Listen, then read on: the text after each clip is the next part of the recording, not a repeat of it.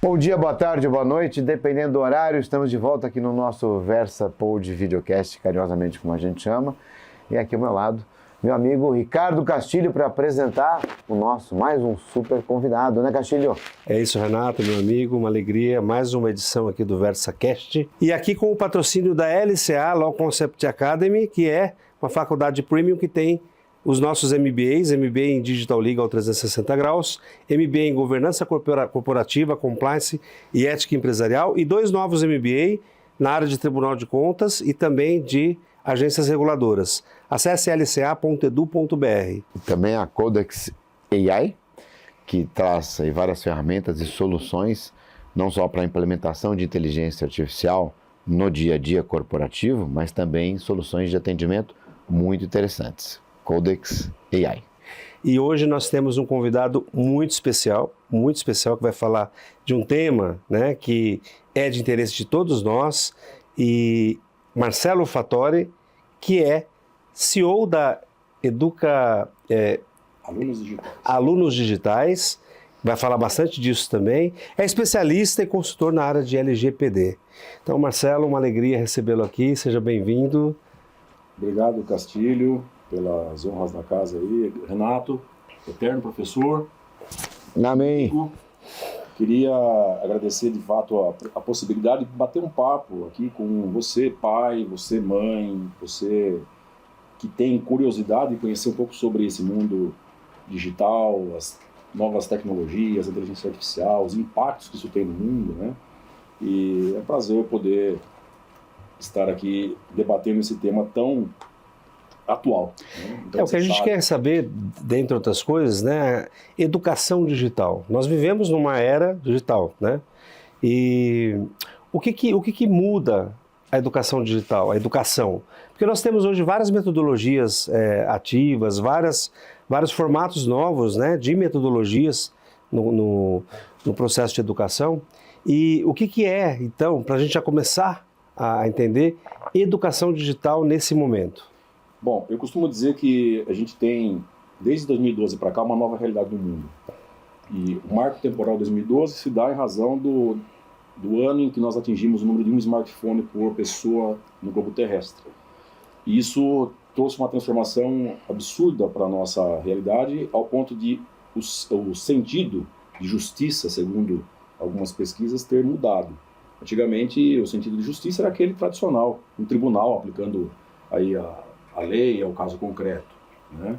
Hoje, com as mídias sociais, o sentido de justiça ele está mais ligado à minha necessidade de me posicionar. Então, eu estou ali passeando pelo meu feed, vejo um assunto, aquilo é algo que está chamando a atenção do mundo e eu tenho que me posicionar. E acabo falando sobre tudo e sobre todos, e na grande maioria das vezes, sem conhecimento de causa, né?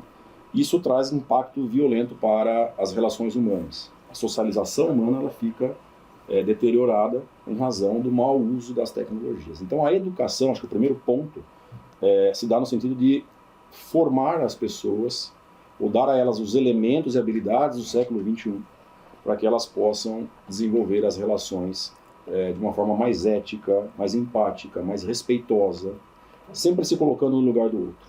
Então a escola, ela deve ser, eu gosto muito de uma citação da professora Ana Aragão, lá da Unicamp, que ela diz que a escola precisa ser mais, hoje em dia, lugar de vacina, ou seja, lugar de prevenção, de ensinar, né, a prevenir. É o local onde, e aí uma saudosa professora já falecida, que era diretora de uma escola, onde a gente aplicou os alunos digitais, no primeiro momento, ela dizia: Marcelo, a escola precisa ensinar as crianças hoje a sofrer. Nós temos pais e mães que super protegem as crianças, elas têm hoje uma dificuldade muito grande com o não, uma dificuldade muito grande de se desconectar, por exemplo. E isso é algo que não é saudável, né? Então, o primeiro ponto que acho da transformação da educação é trazermos essa realidade de que cidadania digital é algo urgente e necessário. Aí na questão das metodologias e das possibilidades, currículos que a gente tem, né, disponível aí hoje no Brasil, houve um movimento muito grande depois dos episódios aí de 2023, dos ataques às escolas, para que nós tivéssemos uma política de educação digital. O que aconteceu foi uma lei que veio para regular esse tema. Então, a lei que criou a Política Nacional de Educação Digital. E, agora, mais recentemente, nós tivemos 2 normas que são muito interessantes, acho que pode se pautar um pouco o nosso papo até, que é a Lei 15.100, que tratou da proibição do uso de dispositivos nas escolas, dispositivos eletrônicos, e a Resolução número 2 de 25 do Conselho Nacional de Educação, que vem e diz, olha, nós precisamos agora, não é só uma questão de proibir, é mediar o uso e inserir no currículo de formação dos professores, e no currículo, o que é obrigatório já a partir de agora, digital para as nossas crianças. Escola pública ou privada, a necessidade de desenvolver isso. Então, educação midiática, educação para a cidadania, as questões que envolvem também o ambiente de pensamento computacional. Eu acho que essas são as grandes temáticas que estão aí postas. Nós não estamos falando, portanto, de introduzir ferramentas, no primeiro momento, mas de ensinar as pessoas a estarem diante dessas ferramentas já existentes. Mas, Valtori, deixa eu colocar aqui uma questão da tecnologia. Então, você criou os alunos digitais para trazer esse contexto de evolução tecnológica na área educacional, que é aquele grande ponto que a gente tem hoje, como a questão dos riscos, tudo vem muito rápido, as transformações, o comportamento, etc. Isso impacta muito, não só as crianças, mas professores, todos nós. É pauta aqui do VersaCast sempre que a gente traz isso aqui, como minimamente acompanhar. E agora a gente tem inteligência artificial, que é um ingrediente a mais, que dá mais potência no menor tempo, etc. A gente conversava até nos bastidores aqui, o caso da Estônia, inclusive, queria que você falasse um pouquinho, mas eu tenho uma dúvida. Até porque, com os meus alunos na universidade, o que eu faço? Até interessante, eu fiz isso semana passada. Então eu fiz a minha prova humana, entreguei a prova humana de direito digital, pedi para os alunos, minha prova tem consulta, né? Pedi para eles, todos eles ativarem as suas ferramentas de IA e pedissem que as ferramentas de IA elaborassem uma prova artificial para os alunos do último ano de direito. E assim que eles receberam os resultados, eu pedi para cada um pegar a sua prova e jogar no grupo de WhatsApp. E cada prova veio meio parecido, mas de um jeito diferente, para a gente exatamente depois discutir isso. E aí trouxe a pergunta que vale 5 pontos. Então, a minha prova humana 5 e depois a segunda pergunta 5. Agora eu quero que vocês façam uma avaliação crítica da prova artificial com a prova humana. E pedir para que eles fizessem essa interposição sem aí o uso da inteligência artificial. Estou corrigindo ainda, está sendo bem interessante, porque você obriga, usando inteligência artificial, com contraponto humano, a ter essa análise crítica, que acho que é o grande desafio que a gente tem hoje. Como usar inteligência artificial, que é irreversível, como a gente conversava aqui nos bastidores, mas como usar isso de forma a estimular a criatividade e não entrar naquela questão hoje que, será que os alunos vão perder a criatividade? Então a gente escuta muitas vezes, né? O aluno usa IA, o professor usa IA, todo mundo brinca, faz de conta que cada um está fazendo a sua parte humana, mas na verdade está só ativando e copiando e colando, etc. Enfim. O que você acha? Como é que a gente poderia, então, trazer, no contexto da educação, diante dessa rapidíssima evolução tecnológica com inteligência artificial, o que nós podemos fazer com os alunos digitais para que a gente consiga deixar sempre o estudo, a escola, né, o ensino up to date, ou seja, em tempo real com a evolução tecnológica? É o caminho? É o caminho, e eu começo respondendo, citando talvez um dos meus autores preferidos, que é o Manuel Castells, que é um grande filósofo do tempo moderno, espanhol, e ele diz o seguinte: nós temos uma objeção muito grande nas escolas ao uso das tecnologias, porque nós vivemos uma era que nós chamamos de, até a expressão que ele utiliza é da obsolescência da educação. É o professor que vem naquela lógica lá da época dos monges que compilavam os livros, as bíblias, e tinham aquela informação guardada para ele dentro, né, do seu espaço de controle, porque informação, educação, poder. Essa é a lógica do mundo. E ele diz, o Castells, que é imprescindível que nós tenhamos, aí obviamente que seguindo alguns critérios de limites, de interação humana e tudo mais, mas que nós franqueemos o acesso às tecnologias. A gente parabeniza por fazer isso em sala de aula, porque quando nós disponibilizamos ao aluno esse acesso que ele já tem fora da sala de aula, nós estamos também nos colocando à prova, estamos aprendendo, porque o grande dilema que o professor geralmente enfrenta é: eu vou deixar o acesso livre ao dispositivo, à internet, e ele vai me questionar. Eu falo: olha, o Brasil foi descoberto em tal data, e alguém pode levantar a mão e dizer: não, eu tenho aqui uma outra fonte que me diz uma outra questão. Então, essa dificuldade, né, é algo que precisa ser superado. E os alunos digitais, eles se propõem a esse trabalho porque nós pensamos em quatro, vamos dizer assim, 4 elos. O primeiro deles é o professor. Nós temos um professorado no Brasil que são verdadeiros heróis, né? Tem que lutar e labutar no dia a dia, sem apoio nenhum do ponto de vista da formação que o Estado poderia prover, ou das condições que o Estado poderia dar aos professores. Escolas que não possuem o aparato necessário para que eu tenha uma aula digna. A realidade que nós vemos aí em grandes colégios, né, é exceção. Eu andei muito Brasil afora nos últimos anos por conta dos alunos digitais, e a grande maioria das escolas públicas brasileiras não tem sequer acesso à internet. Então, uma das dificuldades que você tem para falar em implementação de tecnologia eu não tenho conexão. Aí vem a história do 5G, vai sair, não vai, enfim, mas isso é urgente. Então, o primeiro ponto é trabalhar o professor para que ele compreenda que antes de ensinar a manusear uma ferramenta, não é esse o papel dele. O papel dele é exatamente ele resgatar que o processo de aprendizado que ele teve ao longo de toda a vida, a sua experiência de vida, o habilita a ensinar, né, e a dar as diretrizes para o aluno para que ele esteja no mundo digital de uma forma ética, segura, responsável, que ele possa se desenvolver. Então, por exemplo, a gente fala de inteligência artificial, proíbe, não proíbe, enfim. Que tal propor, por exemplo, vamos utilizar a inteligência artificial, uma mídia, para falar sobre sustentabilidade, para criar um projeto a respeito? Então, aí entra o segundo ponto, que é o professor capacitado, ou seja, depois que nós trabalhamos esse processo de formação do professor para que ele tenha essas habilidades ali claras para ele, um conteúdo que vai propiciar ao aluno aquilo que eu acho que é o mais belo que toda essa a tecnologia disponível hoje nos propicia, que é um processo criativo como nós nunca tivemos possibilidade, porque nós sempre, né, estivemos dedicados àquela metodologia tradicional de conteúdo dado em sala de aula, eu tenho que ler, decorar, fazer aquele exercício todo, e eu não consigo sequer poder colocar a minha atividade cerebral para simplesmente pensar naquilo. Bom, quais são as possibilidades? Né? Esse ócio criativo, eu acho que essas tecnologias vão trazer e possibilitar para a gente. E a gente vai, dentro dos anos digitais, a gente sempre estimula muito essas ações. Marcelo, o processo de aprendizagem, né, ele acontece na família, depois na escola e família. Então, quando a gente fala de educação digital, nós estamos falando de escola, né, de capacitar o professor, mas a educação digital me parece que vai além. Eu acho que os pais se nascem no mundo digital, então a família também deve.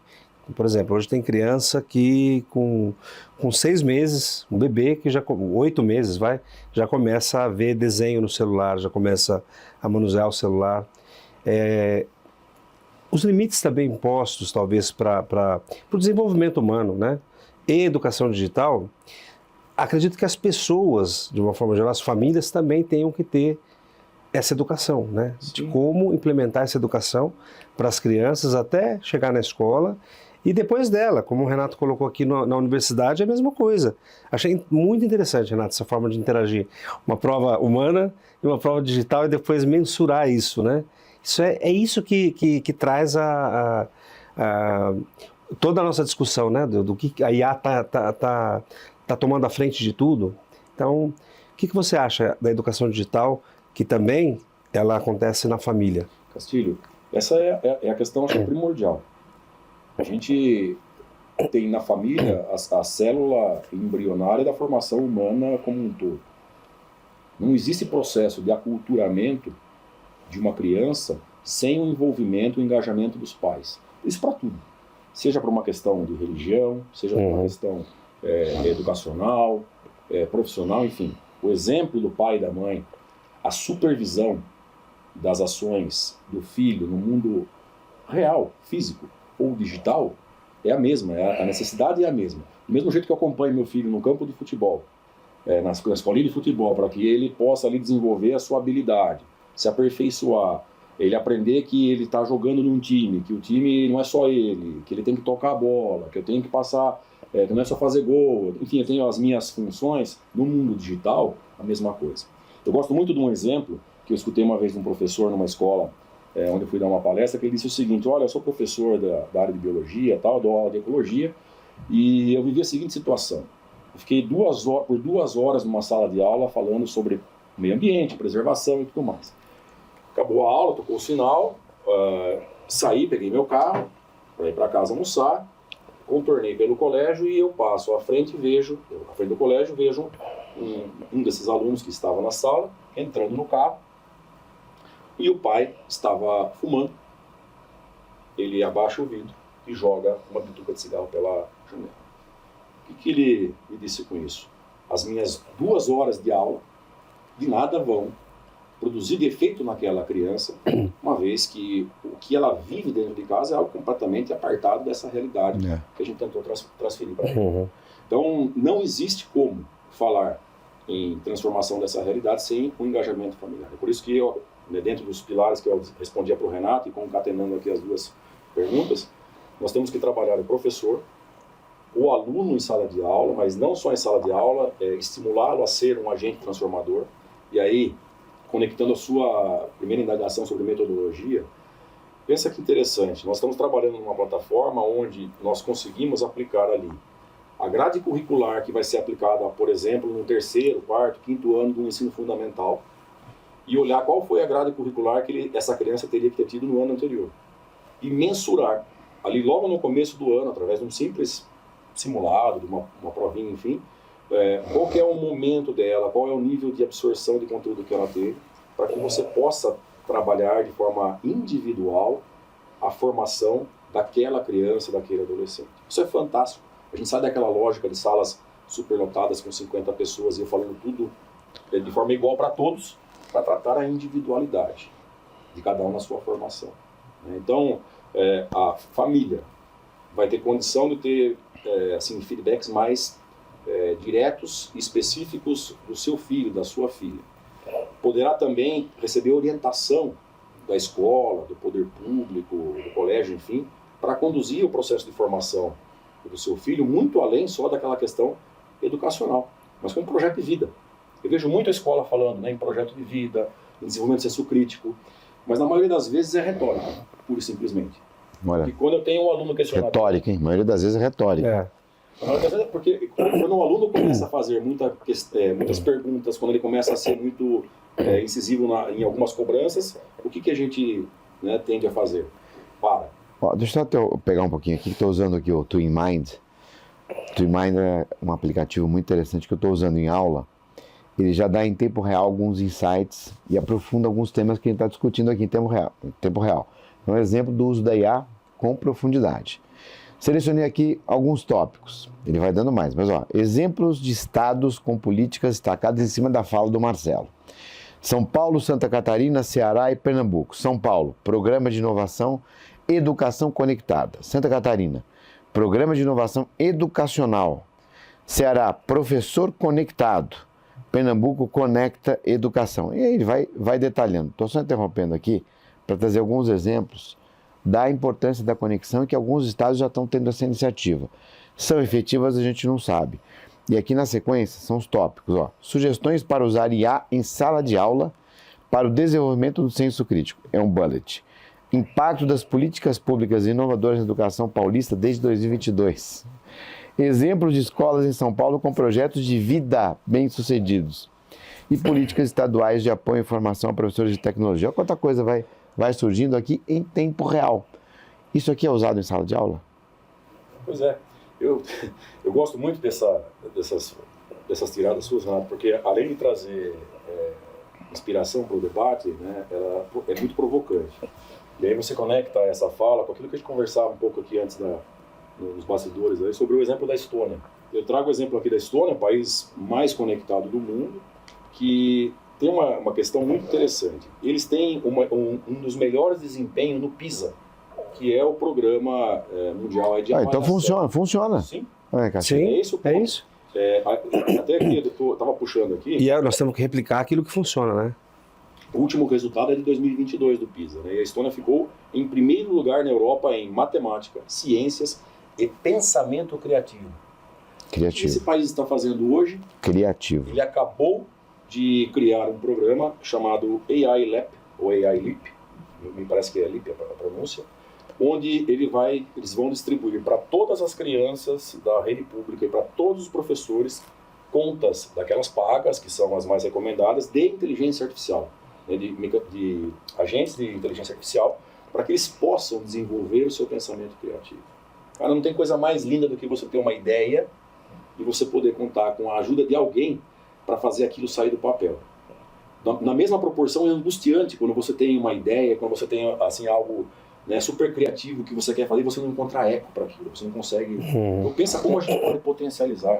Eu conversava dias desses com um CEO de um grande time de eSports e dizia para ele a questão dos eSports no Brasil, por exemplo, né, que são os jogos eletrônicos, aí, os videogames, ela é muito mal construída, ela é muito mal debatida. É óbvio que existem os excessos, é óbvio que existe falta de controle e supervisão, mas como você disse, parte de quem faz isso é a família. Nós não podemos terceirizar tudo para o Estado. Nós temos que dar condição para que a família possa fazer a supervisão. Mas o que eu quero chamar a atenção? Hoje, os jogos eletrônicos uma grande possibilidade de ascensão social para crianças e para adolescentes, quando bem utilizado. Não só no aspecto de jogar, mas no aspecto de desenvolvimento, né, do software, do game, enfim. Então, imagina que você tendo hoje em sala de aula jovens com toda ali aquela energia criativa que a gente tem própria dessa fase da vida, aí você conseguir contar com um apoio estruturado para você desenvolver as ideias, para você criar um mock-up daquilo que pode vir a ser uma solução para um problema futuro. E ó, olha o que saiu aqui, Castilho. Ó. Sugestões para usar IA em sala de aula para o desenvolvimento do senso crítico. Só alguns tópicos, porque só tem coisa interessante. Ó. Análise comparativa de informações, verificação de fatos, debate estruturado, história versus IA, projetos colaborativos com a IA, criação e crítica, desenvolvimento de critérios, projetos de sustentabilidade, atividades práticas de avaliação crítica, detecção de fake news, análise ética, avaliação comparativa, depois o tópico, a formação continuada para professores, capacitação técnica, metodologias ativas, avaliação formativa, envolvimento familiar, outro tópico, workshop para pais com IA, projetos em casa com IA, integração curricular com plataformas personalizadas, que você falou, personalização, e desenvolvimento de competências digitais. Olha quanta coisa. Esse aqui é mais um tópico que saiu aqui no nosso Twin Minds aqui. E veja que interessante, Renato. Isso está muito conectado, essa matéria, Cassino, que eu trouxe agora do exemplo da história. A ministra da Educação deles, ela traz um ponto que eu acho bacana demais. Ela fala assim, olha, com a revolução da inteligência artificial, isso implicará o fim das redações como dever de casa, por exemplo, ela fala. Né? O fim do modelo de aprendizagem de memorizar, replicar, né, e repetir. Que há mais de centenas de anos a gente é ensinado e aprende dessa mesma forma. O desafio de agora é desenvolver a habilidade cognitiva mais avançada nos jovens porque a IA pode fazer o resto melhor e mais rápido. Então, aquela ideia que a gente deve ter de que, a partir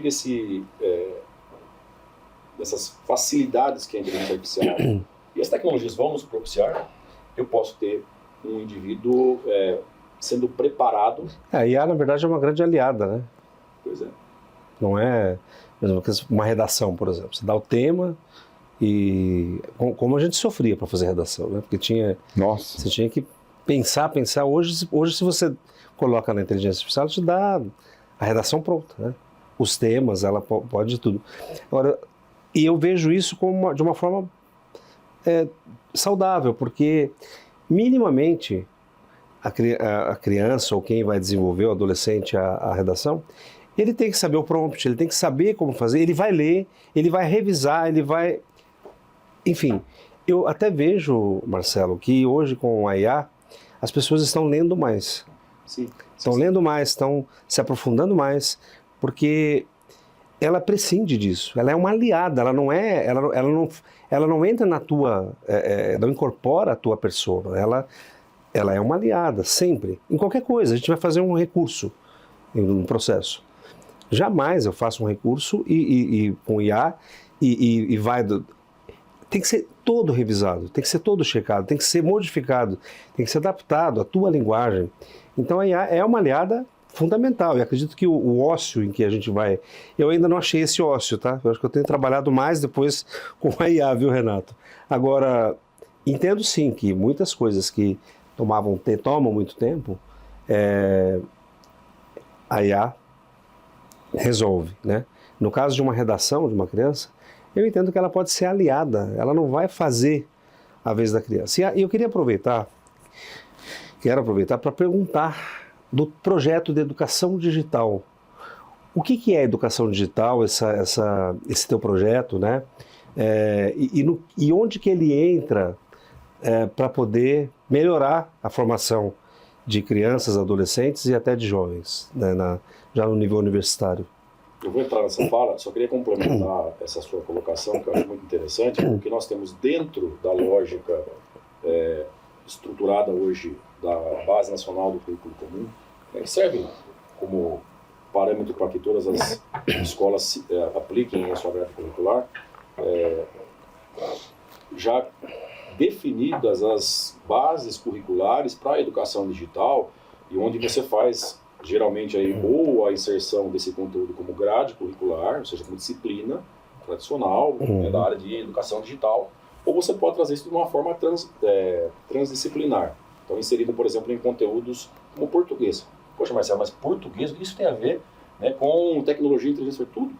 Quando você trouxe bem, a grande ferramenta que eu vou ter que dominar para usar a inteligência artificial são os prompts, os comandos, né, que eu dou aí à inteligência artificial. E a gente, por exemplo, nos alunos digitais, conseguiu correlacionar o uso da inteligência artificial com a matéria de língua portuguesa na questão dos gêneros textuais. Então, a fala, a escrita, a forma como eu me comunico, tudo isso mudou. Né? Nos últimos 10 anos para cá, então, de uma forma absurda. A gente aprende cada dia mais palavras e formas novas de se comunicar. Né? Um exemplo bem típico aqui que todo mundo conhece são os emojis. Coisa que há 10 anos atrás até existia, mas a gente pouco usava. E hoje isso é quase uma linguagem. É quase uma linguagem. Dá para a gente ignorar? Não dá. Tanto não dá, que daí entra até uma área do Renato, que é extremamente importante se destacar aqui, que hoje os emojis, por exemplo, são utilizados até para questões da prática de crime. São códigos utilizados muitas vezes, foi matéria até recente de reportagem, né, da bandidagem utilizando isso para se conectar sem precisar falar as palavras aí que nós conhecemos e passar códigos e comandos. Né? Então, esse gênero textual ele é importante.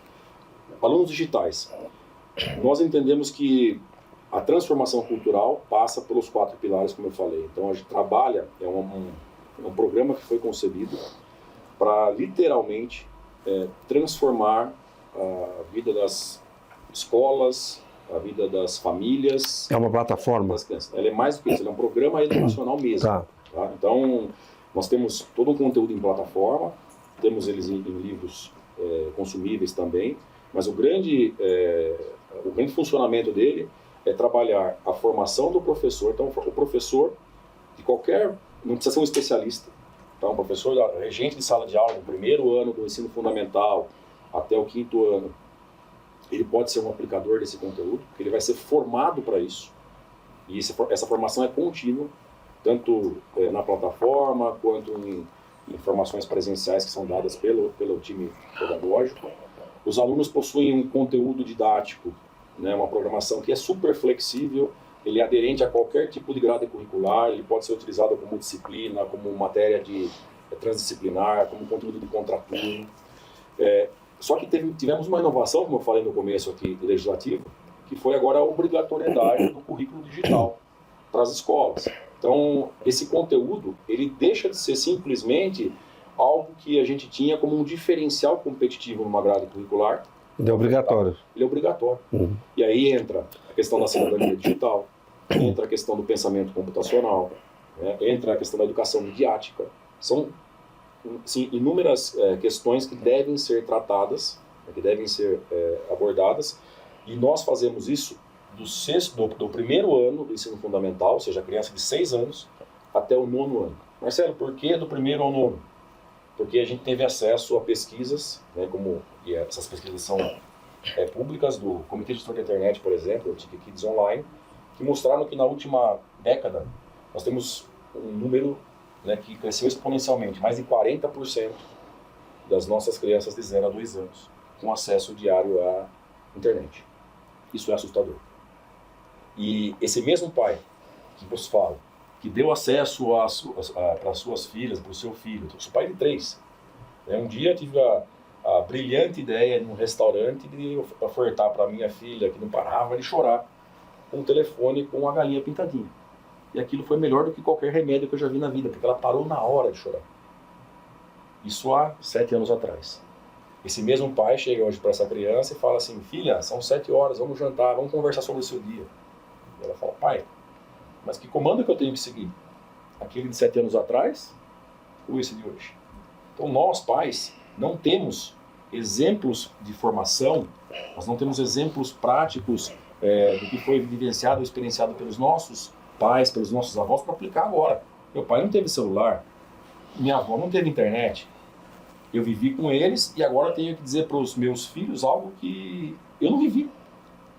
Apesar de ser a minha geração, a geração que criou essa tecnologia, nós não temos elementos experienciados, vivenciados para dizer. E aí a minha crítica, eu fiz até uma poesia a respeito disso, coloquei lá no meu Instagram, porque eu vejo experts de toda sorte, né, formados, parece que na faculdade aí do milênio, que traz ali um conhecimento que pouca gente tem para dizer, porque não viveu, né, qual que é o limite para o uso da tela, se é 2 horas, se é 12 minutos, se corta ou se não corta. Isso é muito sério. A gente está brincando muitas vezes de fazer decretos públicos, políticas públicas, afastando as crianças das tecnologias ou dando demais a tecnologia para elas. Como em São Paulo agora, a lei estadual que proibiu o uso de celular, né, para crianças de Sabe que isso me chama fundamental. Atenção, Castilho? É aquela velha história que a gente vivia no direito, a mãe que tem, por exemplo, o direito, né, do filho ali à sua frente de pleitear uma pensão alimentícia.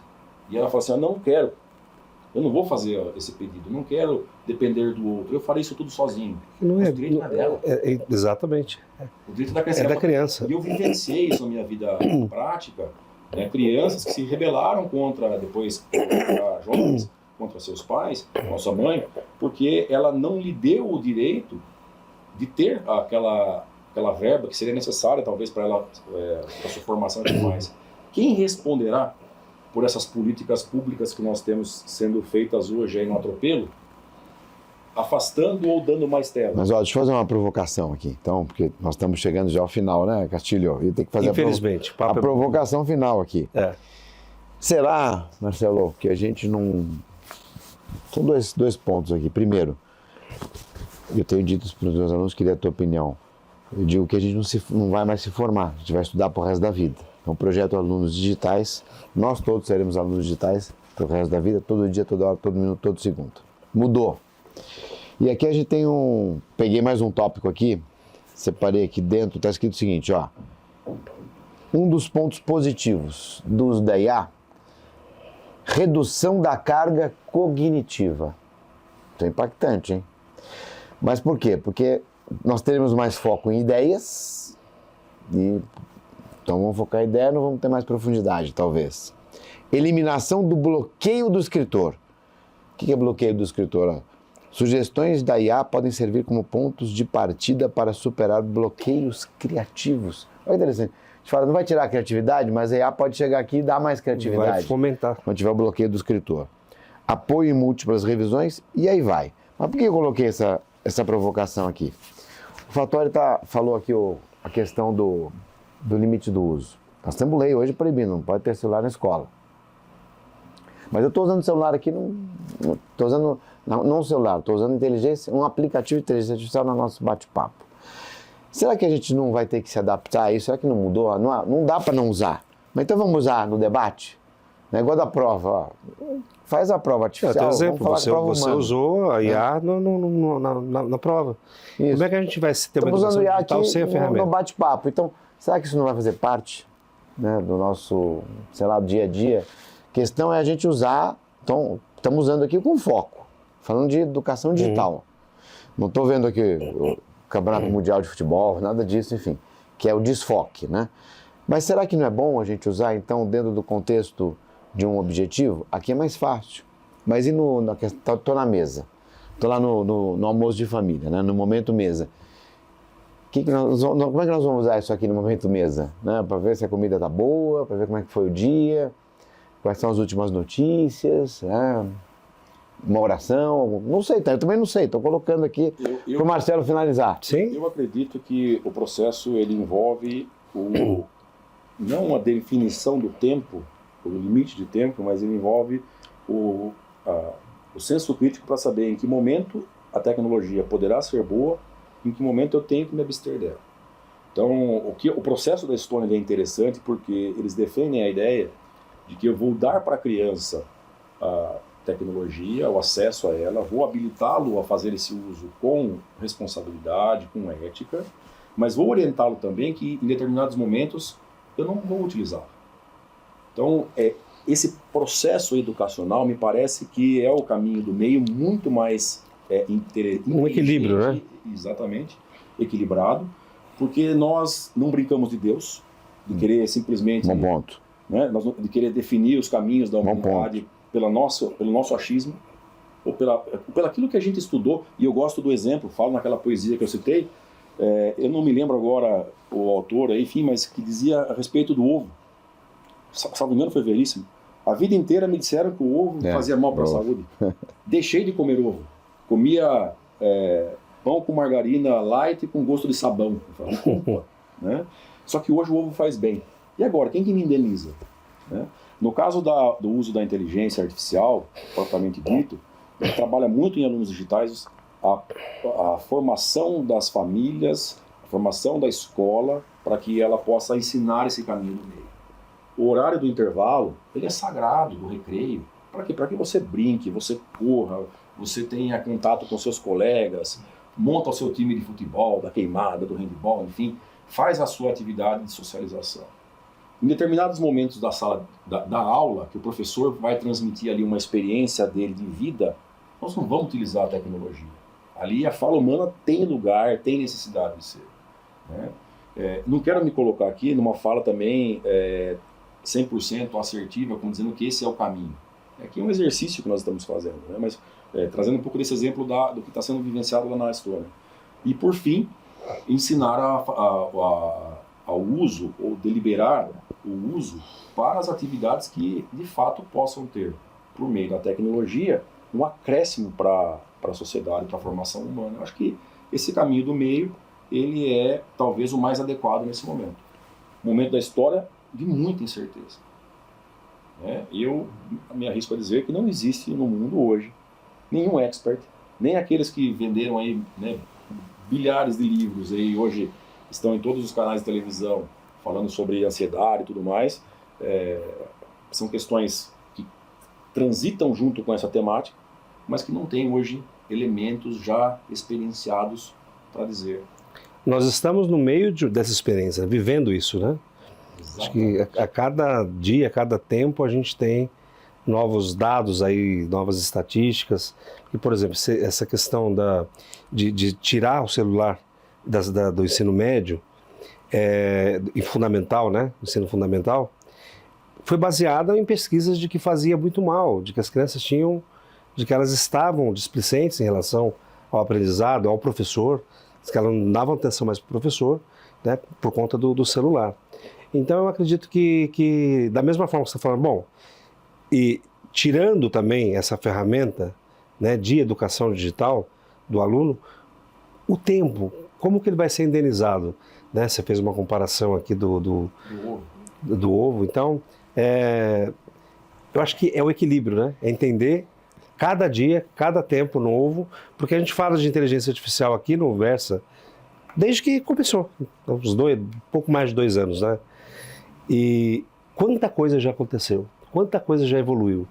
Né? Então nós estamos de fato no momento de uma revolução, né, tecnológica importante. Exatamente, e assim, eu me preocupo porque toda essa discussão que aconteceu sobre o uso do celular, sobre a disciplina nas escolas, eu acompanhei nos últimos 3 anos ali em Brasília, nas sessões das comissões de educação, tanto no Senado quanto na Câmara, e eu vi de tudo, né, especialistas que têm opinião para todo lado.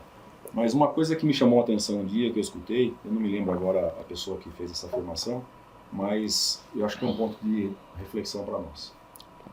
Tudo bem, de fato o uso indiscriminado, ele causa sim problemas, isso é comprovado cientificamente. Nós temos aí o CID, o transtorno do jogo online, dependência tecnológica, fruto do uso inadvertido, não supervisionado pelos pais. Então uma coisa a se compreender. A gente vai falar o videogame, né? Tinha criança que ficava a madrugada inteira, perdia, suprimia o convívio da família com os amigos para jogar videogame. E dentro dos alunos digitais, a gente tem um conteúdo que vai trabalhar isso é legal de se falar, até para que a gente possa interpretar, tentar entender, né, qual que é o momento da criança. A criança está ali meio, vamos dizer assim, insonada, abrindo a boca, bocejando, não está socializando. São características, né, tem uma profissional que vocês vão ouvir aí depois que tem muito mais gabarito que eu para poder falar sobre isso, é especialista, mas que podem dar aí os indícios de um potencial uso equivocado de tecnologia. Mas, finalizando, a ideia que deve ficar, que foi essa fala que eu ouvi lá na Câmara um dia, foi de que, tudo bem, então, em razão dessa dificuldade que nós temos hoje, de ter os antídotos para o uso indiscriminado, nós não vamos ocupar um espaço onde, por exemplo, jovens se reúnem em comunidades de 300, 400 pessoas para ver, de madrugada, ao vivo, um outro jovem tacar álcool, gasolina e incendiar o mendigo. Onde o bandido do PCC hoje está presente, transmutando sua voz, se passando por outras crianças para fazer engenharia social e cooptar crianças para o crime organizado. Será que esse é o caminho?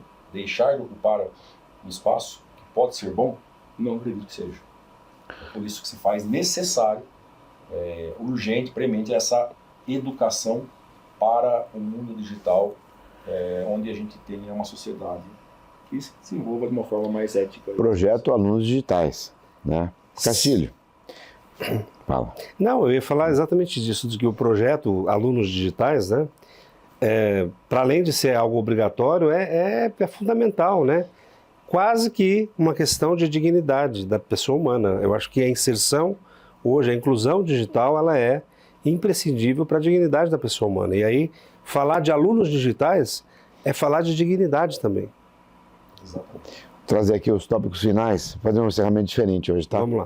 Aqui a gente não combina, a gente faz na hora aqui com o Castilho e com o nosso convidado, com os nossos convidados. Mas só para encerrar, a gente falou aqui a questão de estratégias na mesa da família, ó, tá aqui. Uma sugestão que eu dou nos nossos podcasts aqui, baixem, no caso aqui eu estou usando o TwinMind, tem também o Yap Notes e tantos outros. Mas quem sabe, faz esse teste, baixa no caso o TwinMind, ative no nosso bate-papo, vocês vão ver a quantidade de insights, de tópicos, de pontos para discussão em cima da fala que vocês vão estar ouvindo. E aqui tem por que limitar a tecnologia durante as refeições e várias estratégias aqui, ó. Estratégias práticas para implementar limites nas refeições, criando rituais, etc. e daí por diante. Mas o interessante é que agora a gente encerra aqui o nosso TwinMind e ele vai trazer alguns pontos para debate, para que vocês sigam, né? São os to-dos, né? Qual o conteúdo, quais são as lições de casa aqui. Então vou parar aqui, dei um stop, agora ele vai gerar aqui as notas, que é um resumo do que a gente falou, e no final esses action items aqui. Então aqui está o resumo, né, de tudo que foi dito. Então, deixa eu ver se tem alguma coisa. Educação na família, trouxe a questão da educação digital como um todo, educação digital na família, a IA na educação, falamos bastante. Estou resumindo aqui, tem vários tópicos, né? Desafios da implementação tecnológica, benefícios da tecnologia na educação e no finalzinho, então, os itens de ação. Então, temos aqui 1, 2, 3, 4, 5, 6, 7. Então, primeiro, para a gente dar os to-dos aqui, ó. E aí você pode até comentar se está certo ou está errado, né, Fatori? Então, ó, primeiro, explorar o programa... Aqui está alguém. Peraí, tá vendo? Ativou aqui o meu atalho. Vamos voltar. Explorar o programa Alunos Digitais para implementação em escolas. Então tá aqui o resultado, é uma recomendação direta. Investigar as políticas educacionais inovadoras em estados. Eu trouxe aqui alguns que a gente citou, né, que é São Paulo, Santa Catarina, Ceará e Pernambuco. Testar o aplicativo TwinMind para obter insights em tempo real durante as aulas ou reuniões. Isso que eu acabei de falar aqui. Desenvolver estratégias para equilíbrio do uso da tecnologia em ambiente familiar, especialmente durante as refeições. Pesquisar o programa AI Leap, da Estônia, como referência para políticas educacionais. Identificar sinais de alerta para o uso excessivo da tecnologia em crianças e adolescentes. E, por fim, aqui, algo específico até dos alunos digitais, posso falar que eu tenho bastante conhecimento do tema, criar workshops para pais sobre o uso responsável de IA e tecnologia em casa. Então está aqui, hoje é um verso diferente aqui com a interação da inteligência artificial aqui em tempo real com a gente. Não tem um Android físico que a gente trouxe. Tivemos um Android mas aqui. Agora tem o TwinMind aqui com itens práticos do nosso debate. E assim, quero agradecer Marcelo Fattori por ter compartilhado o seu tempo e o projeto Alunos Digitais aqui conosco. Castilho sempre presente. Pode fazer o encerramento? Eu quero agradecer igualmente. Acho que é um tema que trouxe aqui muita informação para as famílias, para as pessoas de uma forma geral, né? Quando a gente fala de educação digital, a gente está falando com todos, né? Como o Renato bem colocou, nós não nos formamos mais. A gente conclui aquela etapa e continua estudando, de modo que a gente vai ser um eterno aluno digital, né? E tentando trazer o lado bom de tudo isso, né? Entendendo o que é bom e o que pode ser descartado. Então, muito obrigado. Eu ia fazer uma pergunta também de filosofia, só para a gente concluir. Vou perguntar para você também, depois eu estou mensurando as respostas, né? Que na minha aula, na minha turma lá do doutorado, eu faço essa pergunta quase sempre, né, Renato? Para 15 alunos no máximo, eu tenho 15 respostas diferentes, né? Então vamos saber de você o que é a verdade. A verdade é Deus. Tudo bem. Uma resposta breve, direta e profunda. Profunda. Né? Já disse em Êxodo 3:7, salvo engano. Eu não sou muito bom para...